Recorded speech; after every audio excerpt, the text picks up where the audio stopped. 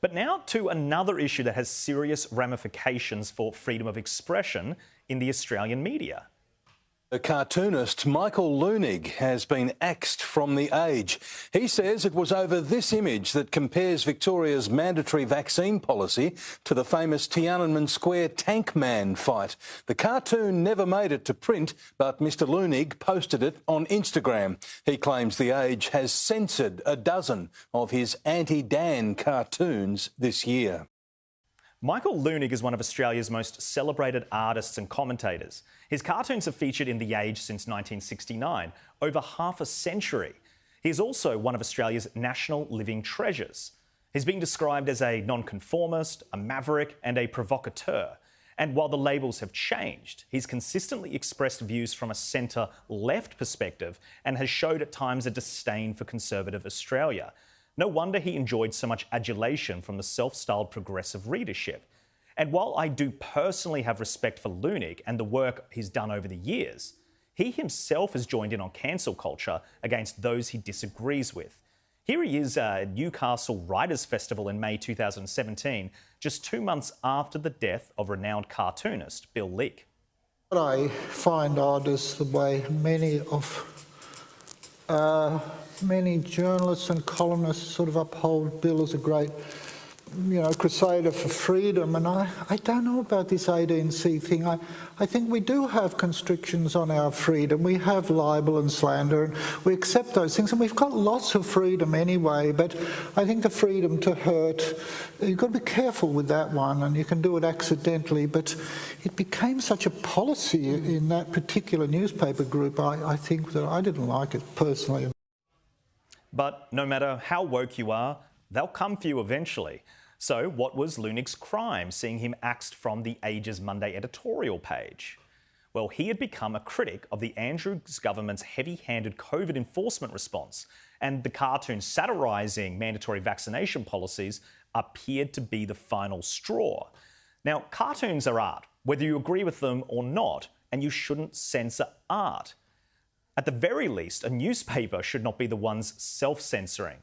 But gone are the days where you can poke fun at controversial topics. I guess The Age will just print pro-Andrews government propaganda featuring Andrews with a chiseled jawline in front of a banner celebrating his perfect and flawless rule. Let's hope not. Because as Herald Sun cartoonist Mark Knight put it, a cartoonist's job is to tell the other side of the story and to poke fun at both power and policies. I guess if you look at their editorial line, Michael is just far too radical for them now. He has freedom of thought and sort of freedom of speech. And I think for all of them down at The Age, that is just too much to bear. And particularly in Victoria at the moment where, I guess Dan runs a firm line in this state. And if you step outside it, then you're in trouble. Now, it is worth noting that although The Age has axed his cartoons from the editorial page, for some reason they have been deemed still appropriate for its weekly Spectrum section. The inconsistency is just confusing. But here is the worst thing about this entire saga. After decades and decades of service to a news organisation, the moment he doesn't toe the editorial line, he's ousted through a phone call. I find it cruel, disloyal and symbolic of everything wrong with modern media executives pandering to those incapable of independent thought.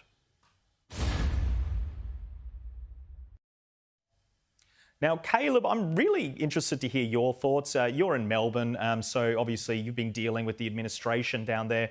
What do you make of the decision to axe him from Monday's editorial pages?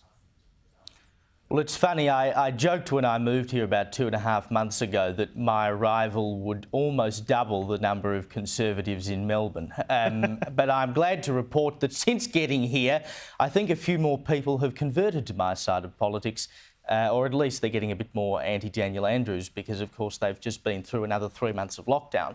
But you don't have to agree with someone like Leunig all the time. You don't have to agree with anyone all of the time. Anyone who picks up a newspaper, whether it be The Age or the Sydney Morning Herald or the Herald Sun or the Daily Telegraph, and expects to agree with the opinions of the people they find in the opinion section which is, of course, where you find a cartoon and expects all of the time that they're going to agree with it, is an idiot.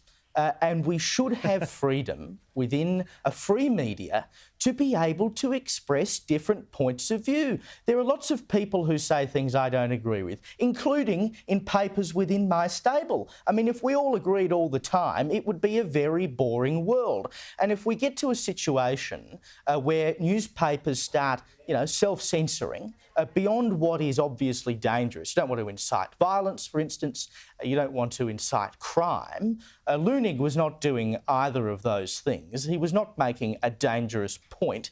He was making quite a valid point about what a lot of people have described as a dictatorial government in Victoria. If we're at a point where you can't do that anymore, then I am seriously worried. What do you make of the whole situation? Shouldn't you be free to provoke some kind of disagreement, particularly in a newspaper? Well, I mean, of course, and I think a newspaper should be in the business, not of entirely telling its readership what they want to hear, and not just letting them marinate in a warm bath of self-righteousness, which I think is what The Age increasingly provides for its 2 or 3 readers. But that said, there's a lot to unpack here. Fairfax or Nine or whoever owns them today, it is a private company. They have the right, obviously, to say who they do and don't want to be in their pages. That's fine. But let's put that aside. I think it is absolutely fascinating how you played that clip of Leunig earlier saying, I don't know about Bill Leak and free speech. But it's really interesting because since then, he has, I think, started to wake up. And I think he started to wake up to the fact that there is a real sort of push against cartoonists particularly. We've seen that with Mark Knight. We've seen that with a number of other cartoonists. We've seen it with Johannes Leak, Bill's son, who is doing brilliant work at The Australian right now. The trajectory that he's gone on and he's taken has been absolutely fascinating. This is not the first time he's gotten in trouble. There was that cartoon he did about the woman who was so distracted with her phone, she didn't see her baby falling out of the pram, and there was this huge feminist outcry that he was attacking motherhood or something like that, which was possibly the last time the left defended motherhood before they started talking about people who have babies. But that's another issue for another day. And then he had that other cartoon where he said, this is an inclusive society and those who don't think inclusively will be excluded. You could see that he is starting to wake up to the threat. So this cartoon, weirdly, the fact that it's the thing that got him cashiered from The Age, oddly, the fact that he got the sack essentially proves the very point of the cartoon. So if, Michael Leunig wants to come over to the side of free speech, I am absolutely willing to welcome him and say, come on, it's a big tent. Let's all, come together on this issue, left or right. And I can promise you one thing, James. Bill Leak, if he was still here, he would have defended Leunig. 100%. We all know that, even if they disagreed.